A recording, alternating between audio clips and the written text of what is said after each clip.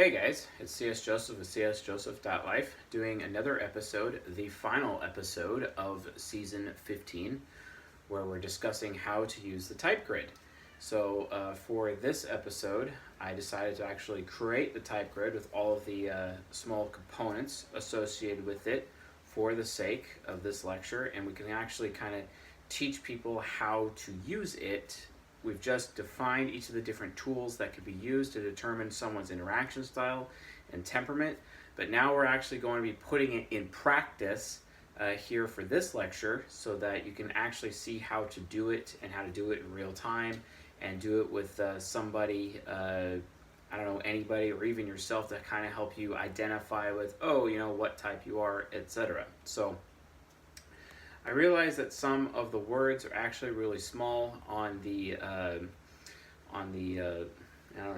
feed here when we're recording, but I'll be explaining and saying audibly what those are in case you're not able to see it. So I guess that's just kind of how it is, given the fact that I'm kind of doing this low budget right now. But although, speaking of low budget, I actually did gather some different camera gear to help me with lighting and some various other things. So we're going to be having that set up in the near future as I kind of turn my apartment more into this like studio thing. So that's kind of like where we're going with this. But anyway, let's get down to it. Before I begin, I want to do the disclaimer. Every now and then we have a disclaimer for whatever lecture series we're doing, right? And yes, this series is no different. For season 15, there is an actual disclaimer. And wow, I totally did not put Do Not Disturb on my phone, so someone might call me, and that would suck, and I'd have to redo this, so hopefully I can get through this without that happening. But be that as it may, the disclaimer. So remember, with the interaction styles and with the temperaments, there are different tools with them. You have direct versus informative, you have movement versus control, you have initiating versus responding for the interaction styles, and for the temperaments, which are at the top, so interaction styles are the rows, the columns are the temperaments. And for the temperaments, we have those tools as well. We have systematic versus interest. We have pragmatic versus affiliative, and we have abstract versus concrete, right? But here's the thing. All of the 16 types can be potentially everything, right? It's because we have the four sides of the mind. Here's the four sides of the mind. You have a person's ego, you have a person's subconscious, you have their unconscious, also known as their shadow, and you have their superego, also known as the demonic inverse, or also known as the parasite, for example. And also subconscious is also known as the anima or animus, depending on what gender you are, right? So these are all different considerations you have to understand. So what we're focusing on is the primary. We are focusing on what is primarily the ego. Why? Well, it's because it's all about, I'm going to put it right here, it's all about preference.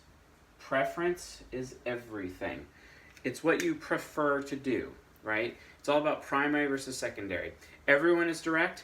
Everyone is informative. It is possible.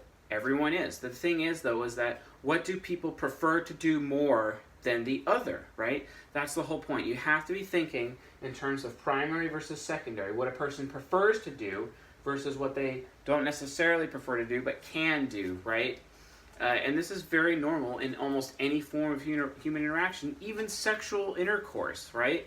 People have secondary roles in the bedroom. Sometimes people they prefer to be on top or they prefer to be on bottom, but every now and then they could switch it up given whatever circumstances. Even stress impacting a relationship could actually change positions in the bedroom, believe it or not, and that would make a person's secondary roles come out. Stressful situations, traumatic situations, or situations of elation could actually put someone in their subconscious, right? And it has its own set. So remember, each of the 16 personality types has its own its own temperament and its own interaction style. Every single one of the 16 personality types. So that means the ego has its own interaction style and it has its own temperament. The subconscious has its own interaction style and its own temperament. The unconscious is the same. Superego is the same. So potentially, we have, you know, the I, the interaction style, and you have the T here, and then you have the I, and you have the T here, and you have the I, and you have the T here. So that's like 4 different interaction styles potentially that you'd have to keep track of. And there's also 4 different temperaments potentially that you'd have to keep track of. Now, luckily, there's actually a lot less. Like, for example, I'm an ENTP, so 2 of the sides of my mind actually have the same temperament, which is the intellectual, whereas my subconscious is a guardian and my superego is an artisan, right? So I have 3 temperaments that I got to keep track of, and then they have all their associated tools.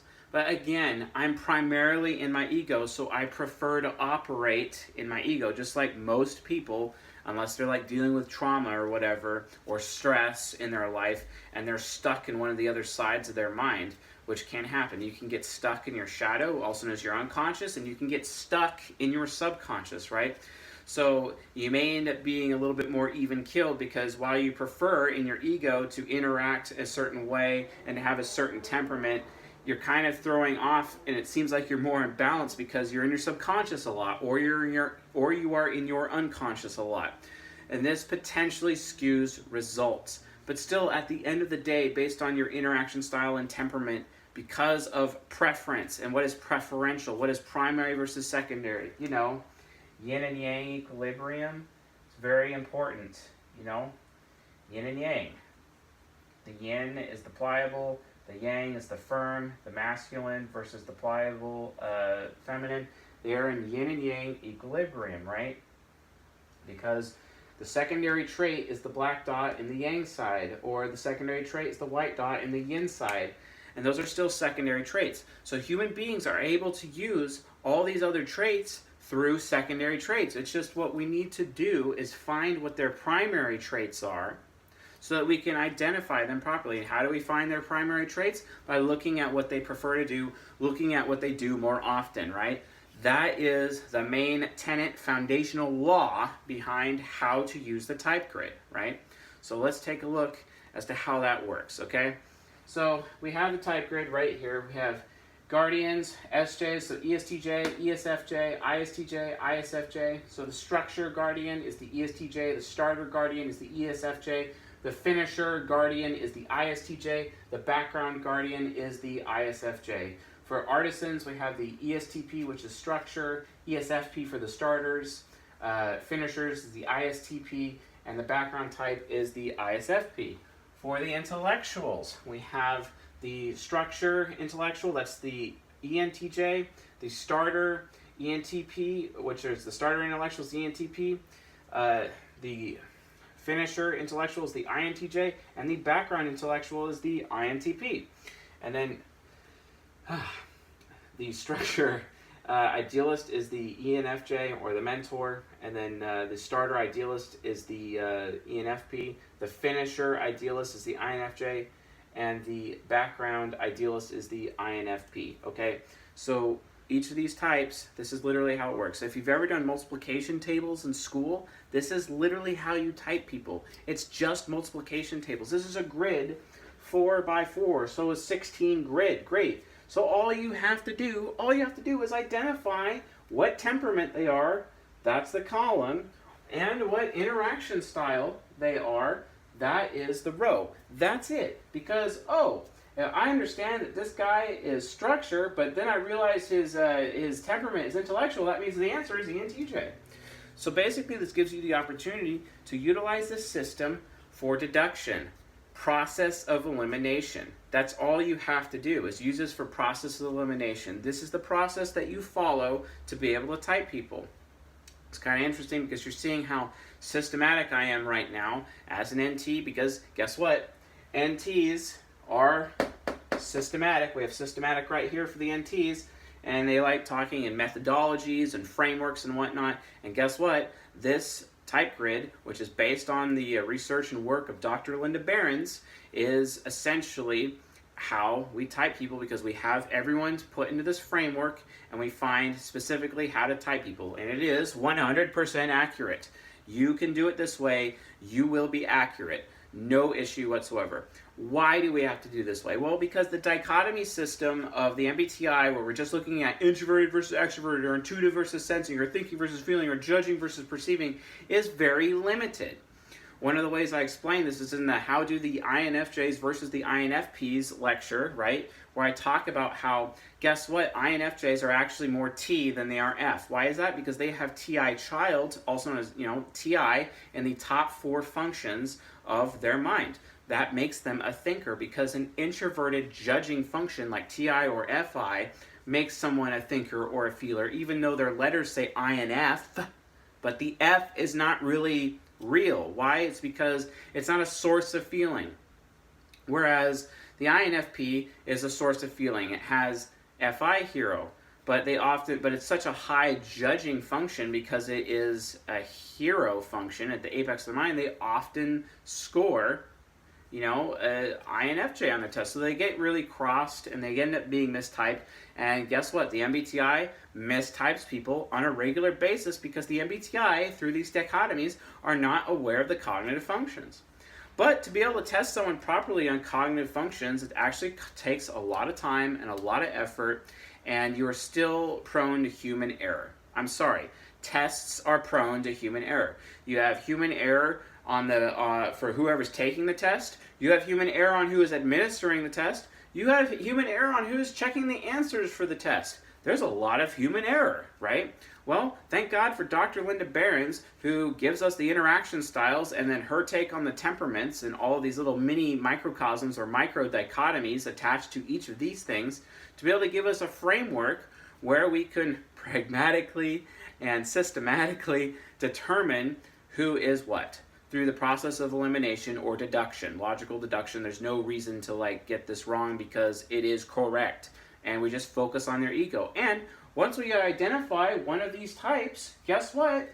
We instantly know the 4 sides of their mind. Oh, I found their ego. Well, I know they're subconscious because their subconscious is just their ego's functions flipped upside down. And then I know they're unconscious because it's just the extroverted or introverted opposite of what the ego is. And then the superego is just the unconscious flipped upside down. Great, I know all 4 sides of their mind. And I know all their cognitive functions. And now I know where a person's weaknesses are, where their strengths are, where their fear exists, where their worry is, what makes them the most happy, right?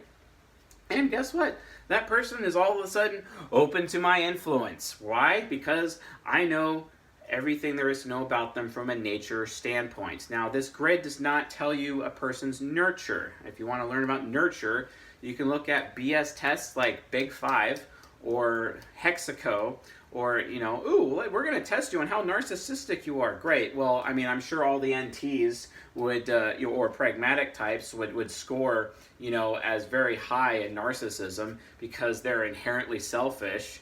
It's like, oh, if you're not affiliative like us, I guess that means you're narcissistic.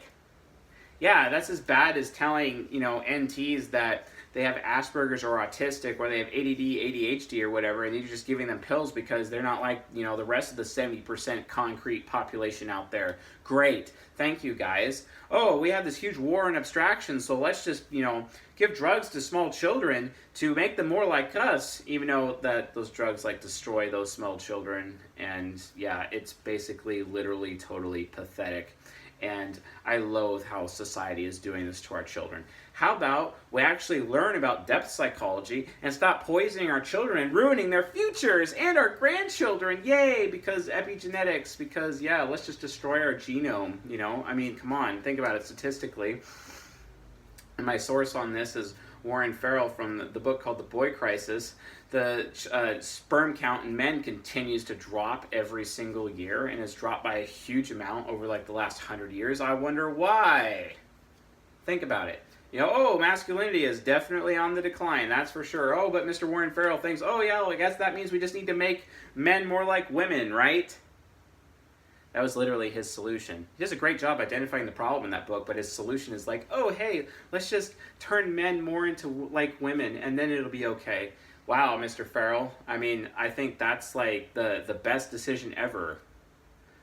Society is so afraid of men because men, when they get together, they have this problem where if they are men, and they demand to be treated like men, and then they demand to be respected because they have this thing called self-respect. And then if you get a bunch of them together in one place, then they decide that they would like to take power and start changing society, and those already in power don't like that. So hey, we're just going to turn the kids into like this group of people who we just take away their masculinity, make them more like women so that they're easier to control and not willing to challenge the system. Yay, that's really great. You know, very conspiratorial as well. But to be honest, like, what alternative is there?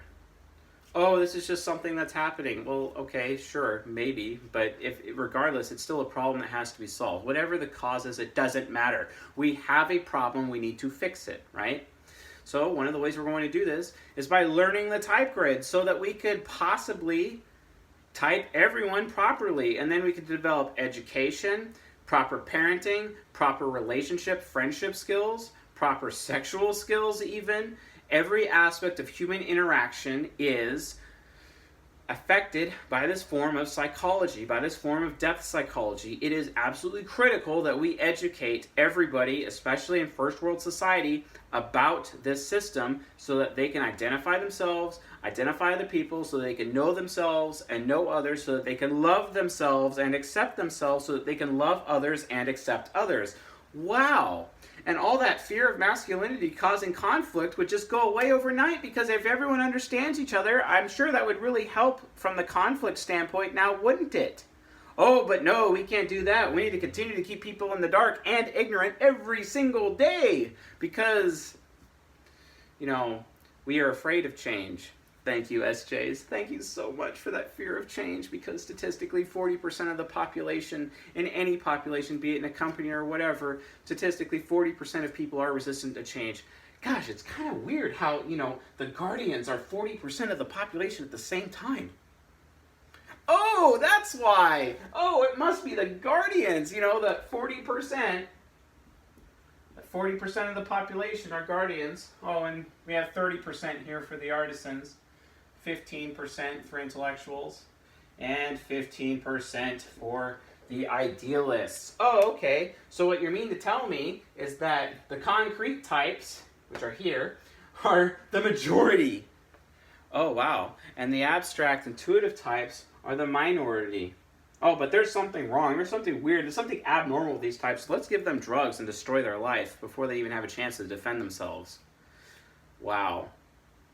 Like, really? Come on. Why do we continue to allow society to completely screw our children? Will someone think of the children, please? Please? I mean, I'm trying to do that. Oh, wait, I am doing that. But apparently we're just content to do it. I mean, come on. Like, seriously, grow a pair, grow up, please. Get the mature masculine, get the mature feminine, and help change society for once, so that our children and our children's children are not screwed. I mean, even, you know, Native Americans, especially like the Iroquois tribe, and this is, again, my source is The Boy Crisis by Warren Farrell. He explained in this book about how Native Americans, especially in the Iroquois, would talk about and make plans and make decisions based on what would affect 7 generations out, right? This is why I do this. This is why this work that I'm doing is so important, because I'm trying to think 7 generations out. I want my great-great-great-great-grandchildren to be living in a much better world and a less of a toxic society, where people actually understand each other and have great relationships with each other. Imagine, if everyone really understood each other, would we really need war that much? We would actually be able to unite as a race and actually tackle the challenges that we're really facing. You know, the energy crisis, or the fact that 24,000 people die every day of hunger. There's a reason for this. And guess what? The type grid is just another stepping stone towards that future. So help me make this future a thing by learning and mastering the type grid and applying it to your life, right? So that you can have better relationships, so that you can be a better parent, so you can be a better brother and sister, so you could be a better child, right, of your own parents, right? So that you could be a better lover, right? So you could be a better friend. Makes sense. This permeates every single aspect or component of human existence as we know it. This right here. So let's talk about it a bit more. So So structure types, remember, they are direct, initiating, control, right? But what other types are also direct? Well, that is the finisher types. The finisher types are the people that focus on finishing things. They have a really hard time starting things, okay? And but they are movement, whereas the structure types are control-based. Control means that they go at their own pace. They take their jolly sweet time doing things. Everything has to be under control. Progress cannot occur in the midst of chaos. I have to remove chaos. I have to bring order. I have to get rid of the chaos in order for me to have personal progress in my life. If there is total chaos everywhere, how exactly am I going to be motivated to do anything, right?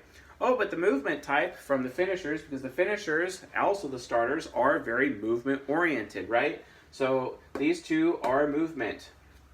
Starters and finishers are movement oriented. And if there's too much control being exerted, well, they feel like they're not getting any progress. So they will introduce chaos for the sake of progress. Because, wow, there's some stagnation here. We need to add some energy here. So we're going to introduce some chaos and do things a little bit chaotically because it should get things moving again. And, oh, things are moving. The river is flowing. We have life at last, right? And we also know that, we just discussed that finishers are also direct with each other. But structure types and starter types are both initiating, which is very interesting. That's because they are both extroverted. Initiating basically means that they go to other people for the information that they're looking for. They're not going to wait on someone else to inform them or keep them in the loop. They're going to go to somebody else to find out what it is they need to know. That's how they interact with people. They prefer to initiate with others. But if you prefer to initiate with others, you need to be around other people to be able to initiate with them. That's why a three's a crowd social situation counts as extroversion, right? And that's why these extroverted types, structure types and starter types, need to be focused on or allowed to extrovert and be around fellow human beings. This is why punishments like solitary confinement are heinous. They are criminal. Solitary confinement should never be allowed. Every human being, especially extroverts, need to have human interaction. And guess what? Introverts, these two types here who are responding, right here, these two interaction styles are responding. We have the finisher and the background types. They also need human interaction. While they can survive longer in solitude compared to the extroverts, they still have an introverted situation where it's just one-on-one. They need that one-on-one interaction because they are responding. They prefer to respond, and they are trying to respond to others. They like it when people come to them, when people are thoughtful enough or value them enough to actually keep them in the loop, right? Because they prefer to respond. And don't forget, the power is always in the responder more so than the initiator. I mean, that's a fact. So remember, they're responding. So we have the finishers in the background, people who are responding. Well, interestingly enough, we also have informative types, background and starter types. We inform. I am very informative. I am informing you right now on this channel, in this lecture. In fact, I do that all the time. It's because I am informing you so that you can be educated, so you can make these changes in your life, so you can help create a better future for all of us. It is absolutely important that you do so. Informative. Like we use that milk example. Remember the milk example where it's you open up the fridge and you see that there's no milk, and if you're direct, you're going to tell your lover or your roommate, be like, hey, go get some milk. Okay, that's direct. Or you'll be like me, open up the fridge, see that there's no milk, and make the statement, hey, we have no milk. Because the informative person is inviting the other person to choose their role. That other person can choose, hey, they're giving me the choice to either offer to go get the milk or to tell them to go get the milk, right? That's what it means to be informative, right? There's extra context. Context is king. There's extra subtext. Direct people just say what they mean what they say, and it can come off as bossy or commanding, right? Directive, right? Whereas informative is giving the other person the choice. Sometimes it's out of respect. Sometimes, it's for other reasons. Maybe it's out of fear. Who knows? It's giving the other person the opportunity to choose their role. To choose, hey, I would like to go get the milk, and offer to get the milk. Or, hey, I think you should go get the milk, and to me, who said that there was no milk, right? So that's informative. That's what informative means, right? And the informative interaction styles are starters and backgrounds. So if you encounter someone who's informative, you automatically know that they are definitely not any of the structure types. You know that they are not an ESTJ, ESTP, ENTJ, ENFJ. You also know that they are not ISTJ, ISTP, INTJ, INFJ. By default, they're only one of the 4 starter types or one of the 4 background types. Thank God. It made it really easy. We've just eliminated half the types just because we figured out that this person is informative, right? Well, let's continue on with this informative person, right? And it's like, well, is he initiating or responding? Well, he really likes being in solitude all the time. Okay, that's great. So he's very solitude, so there's a chance he's an introvert. Okay. But is he control or movement? Well, he also takes very long to do things, and he takes his jolly sweet time. Okay, so that means he is a background interaction style. Great, we've just eliminated 12 types now. And we know that this person we're trying to type is a background type. One of these 4. So we have their interaction style, but now we need to figure out the temperaments, right? So let's talk about the temperaments. And how do we tell the difference between temperaments, right? We've explained this in detail. I've explained all of this in detail in the previous lectures in this series, but again, this lecture is a general overview of how it all works so that you know how to use the type grid, right? And how I use it and how anyone can use it. So, okay, so we know that they are ISFJ, ISFP, INTP, or INFP, one of these 4. Which one are they, you know? And you get talking to the person, it's like, okay, well, I don't know if he's concrete or abstract. I don't know if he's pragmatic or affiliative. I don't know if he's systematic or interest-based. And then you start having conversation with this person, and and you're trying to get them to do something with you. Hey, you want to come shoot guns with me or whatever? And we'll do Taco Tuesday that night. We're gonna do clay pigeon shooting. We're gonna do Taco Tuesday. Me and my friends. Would you like to come join us, etc. And then this person is like, well, okay, that sounds fun, but you've never invited me to that before, and what's in it for you? Like, they literally ask him, hey, what's in it for you? What is your interest in me? I mean, why are you asking me now, right? Oh, I instantly know that they're interest-based as a result of that. So that means they are idealist or artisan. So I've just eliminated them being an intellectual. I've just eliminated them being a guardian as a result. So this person is either an ISFP or an INFP, just by default.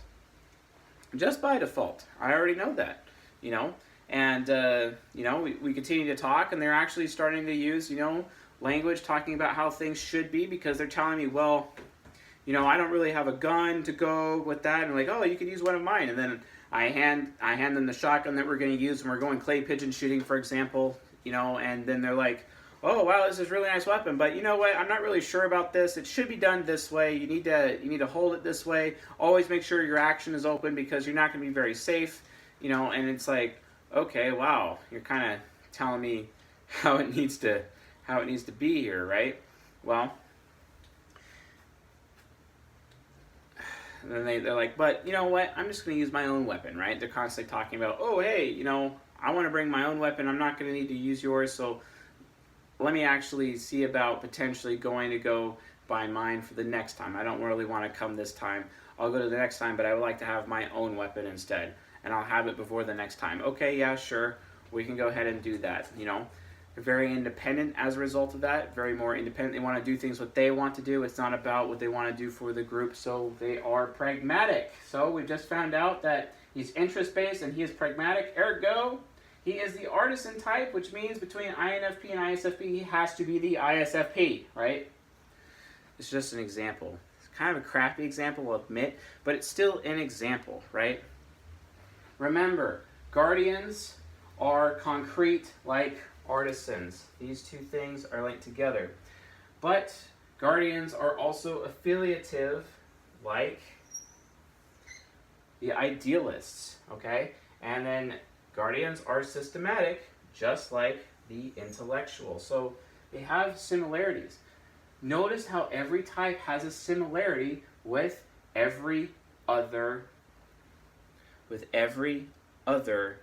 temperament. So you can actually see here that each temperament has a component of all the other temperaments.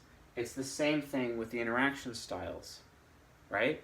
So concrete, affiliative, systematic for the guardian, well, they relate in some way, shape, or form to the artisans, intellectuals, idealists. They relate to somebody.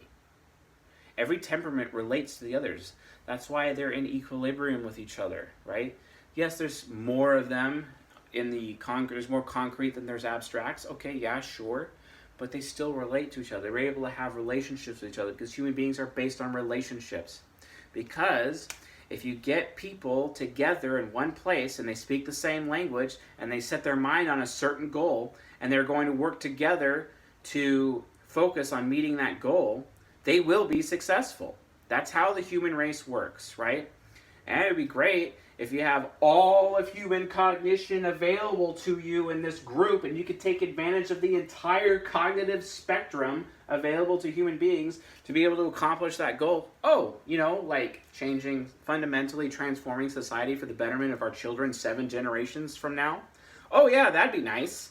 That'd be really nice. That would be the dopest, obviously. But, that's not what people want in first world society, at least the people who run first world society, because they probably don't even think that's the dopest, because why not? We're just cashing in, we're making a lot of cash, and at the, risk of our children and our children's children. Oh, but they're not my children, so that's fine, you know what I mean? Come on. Anyway. Idealists. Abstract, affiliative, interest-based, so they are abstract like the intellectuals. They are affiliative like the guardians. They are interest-based like the artisans. They still have links to the other types. All you have to do is find out which of these they are. If you can find out, oh, hey, this person's abstract, you know that they're either an intellectual or an idealist. You know they are an NT or they are an NF. Just by default, you understand that. So in reality, you don't have to actually identify all 3 things. It's the same thing with the interaction styles. You do not have to identify all 3 things at all. You do not.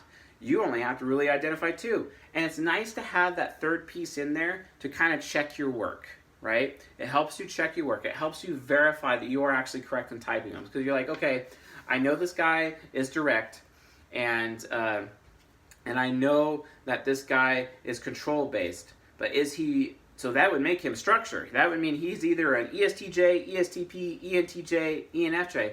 But you know what? I'm going to verify that he's actually initiating just to make sure. And you're like, yeah, he actually really is more responding. Well, he can't be direct responding control.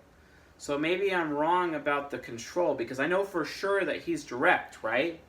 Okay, let me verify again if he is control. Or still control. Let me see if he is movement. And then you get to notice things, and then you introduce a little bit of chaos in the situation because you're movement as well. Then you realize he's okay with chaos and he's doing really well working this situation with chaos. And it's like, oh, okay, he just seemed like he was control. And reality is he's actually movement. Okay, oh, he's direct responding movement. Okay, great. So he's not actually an ESTJ, ESTP, ENTJ, ENFJ, he's actually an ISTJ, ISTP, INFJ, or INTJ, for example, right? He's one of those 4 types. And, looking at his temperament, he does seem pretty affiliative because he's very focused on people, which is great. And he is absolutely abstract. He's constantly asking the what if. Okay, great. I know for a fact that he is actually an INFJ instead of an ENFJ. Right? So notice how people are like, oh, I'm an ENFJ, when they could really be, and they got an ENFJ result, right? But after going to the type grid, they turn out they're actually an INFJ, right? We've also seen the same thing happen with INFJ and INFP as well. We've seen the same thing happen between INFJ and INTJ. We've seen the same thing happen between INFJ and ENFP because they're shadow types to each other, right?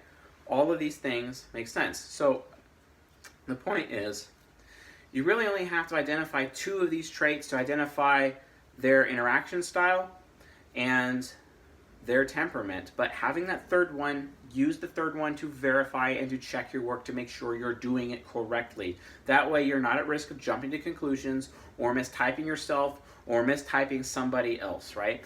Because you don't want to use this grid incorrectly and then mistype someone. Because guess what? If you mistype someone and you start talking to them about it, they're going to reject you and reject the theory because they're like, you're obviously wrong. I don't jive with that. That doesn't sound like me, right? So you need to verify. Always verify. And I will admit that it's easier for TI users, logic users, to use the logical deduction method of the process of elimination when utilizing this grid after they've memorized it. I will recognize that. The TE users can still do it if they're patient, right? Of course, telling that to an INTJ, whether they're a TE user, trying to tell them to be patient, it's kind of like, Look, just verify your work.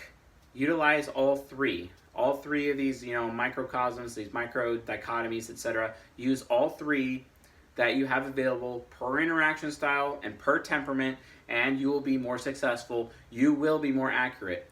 It's, I know it's nice and it's tempting, for starter types. Oh yeah, he's informative in movement, but is he initiating? Or oh yeah, he's or down here, like the background type. We know that he's responding and control, okay? But wait a minute, is he really direct? Like, you have to check your work. Just verify. Go the extra mile, because once you arrive to what you believe your conclusion is in terms of what your type is or what your type of your friend is, try to prove it wrong. Try to use the grid again to prove your conclusion incorrect. The scientific method. Yeah, I mean, we all love those debates about the scientific method on the CSJ Discord server, and also debates about absolute truth, which are interesting. But anyway, verify and check your work. See, this grid, yes, you could use it for process elimination. You can arrive at a type, and once you have mastery over this grid, you can actually type someone with 100% accuracy within 30 seconds of meeting them for the first time, like that. And then you instantly know their four sides of the mind, the cognitive functions. You know how to adjust your behavior to engage with them and get better results in your interactions with them. Even if you are super, super mega low compatibility with them, you could still adjust yourself because you know on what their mind is prone or prefers to interact or prefers to receive in conversation. And then you can adjust yourself, and it's called social engineering, because guess what?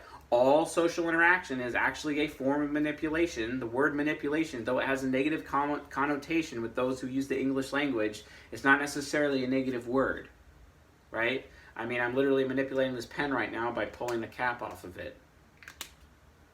So, like, seriously, don't freak out when I say all social interaction is manipulation, right? Use this grid. Type yourself, know thyself. Then respect thyself, accept yourself. Do the same for your friend. Know your friend, accept your friend, understand your friend. Give your friend what he needs mentally or what she needs mentally. If she's informative, maybe you're built to be with informative people. Great. If they're direct and they need people to be direct, because, for example, ESTPs, they need to be with other direct people. They like being around direct people more so than informative, whereas I'm an ENTP, and though I'm informative, I like being around direct people, right? So it's different. It's different from the intuitives and the sensors. It's different from the abstract to the concrete people, right? These things make sense. These things fit together like a grand puzzle piece. Utilize the type grid in this way. If you don't know where to find my type grid, the type grid, like my version of it kind of sucks right now and it's out of date. It needs to be updated with all this additional temperament information, which I will do very soon. You can get that at csjoseph.life on the very front page. Put in your email, and then you could download the type grid for yourself, and you have the type grid. I'm going to be releasing a new version of it soon with all this updated information so that you don't feel like you're missing it, right? You have everything at your fingertips to accurately do this. But again, check your work. Reach a conclusion. Use the process of elimination and logical deduction to oh, there's their interaction style. Oh, here's their temperament. Oh, I know what type it is. But check your work. Remember, there's 3 different tools available per interaction style and per temperament. Check them all just to make sure that you are 100% correct. And then as a result of that, look at their cognitive functions, look at their 4 sides of their mind, adjust your behavior to make your behavior more compatible with theirs. It could be for your children, it could be for your lover, it could be for your coworkers. It doesn't matter. The applications are limitless. And then as a result, you are able to exhibit better and more mature social behavior, right? because you're able to social engineer better, and you're able to influence people and win friends better. And guess what? Human beings that have more friends are typically more successful, right? And that would help build you up in success. And it could be that way professionally, with your family, with your church, with your community, by yourself, or in your romantic relationships. It doesn't matter. Again, the applications are limitless. Learn and master the type grid so you can not only change yourself and change those around you, or understand yourself and respect those around you and assist them in better ways, but you do that for the community, and you can do it for bettering the world for the sake of our children 7 generations hence. That's why I'm doing this anyway. Anyway, if you found this lecture useful, helpful, educational, insightful, enlightening, helpful, ecumenical, please subscribe to the channel here on YouTube and also on the podcast. Leave a like while you're at it, and if you have any questions about how to use the type grid, leave it in the comments section below. Hopefully this overview will give you a better idea of the process by which that you can utilize the type grid for typing yourself and others. I highly, highly recommend that you also watch Season 2 on this YouTube channel, in as much as watch Season 15, because if you watch both seasons and you understand both of those seasons, and it's a lot of lectures, I know, it will give you probably the best possible idea of how to use the type grid with the best possible skill, for example, to make it happen. And if you're like, well, I don't have time to watch all that on YouTube, well, great, download the podcast, because then you could listen to it while you're driving and on your commuter time, and then you're getting boned up on being able to use the type grid. And then you're being boned up on being able to be a better social person or communicator, even if you're an introvert or not. You could be an INTP who has all this social anxiety, but because you've mastered the type grid, you no longer have as much social anxiety. Wow. Right? That's pretty dope. Why not do that, right? Also, if you haven't taken the time to join our Discord server, please do that. The link is in the description below. Same with our meetup group, the Bay Area Politics, Philosophy, and Psychology group. Please join that as well. It'll be great to have you. If you want to have meetup groups in other cities outside of the Bay Area, we can open up chapters elsewhere, and I am definitely willing to work with you on that. Plus, it probably would be cool because I travel the country and the world a lot. So, because I travel so much, why not do that? So, anyway, I am now off to Ohio, so I hope this lecture finds you well, and I will be doing a few other lectures while I'm away in Ohio. So, I'll see y'all when I post those, probably over the next couple of days. With that being said, have a good night.